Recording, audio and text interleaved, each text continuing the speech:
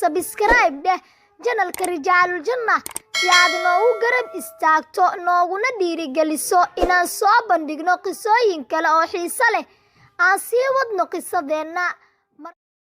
Albert Einstein oo ahaa aqoonyahan wax badan ku kordhiyay cilmiga fiisigiska hindisayna qaacidooyin badan ayaa waxaa la sheegaa inuu maalin gaari BL ah la soo raacay nin Carab ah.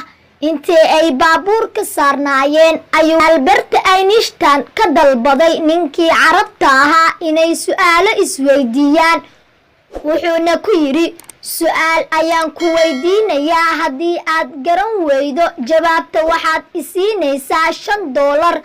adiguna su'aal i weydii, haddii aan garan waayo jawaabteeda waxaan kuu siinayaa $500. ninkii Carabiga ahaa wuu aqbalay arrintii. Einstein ayaa su'aasha bilaabay.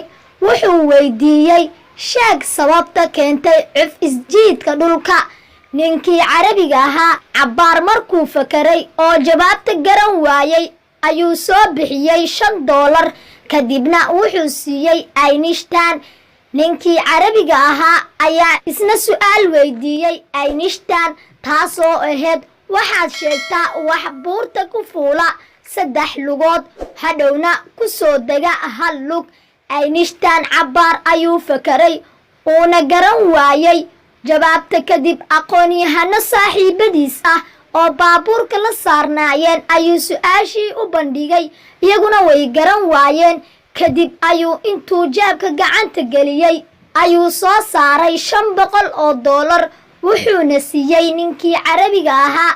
kadib ayuu Einstein weydiiyey, haddaba waa maxay wax buurta 3 lugood ku fuula kadibna 1 lug ku soo dega?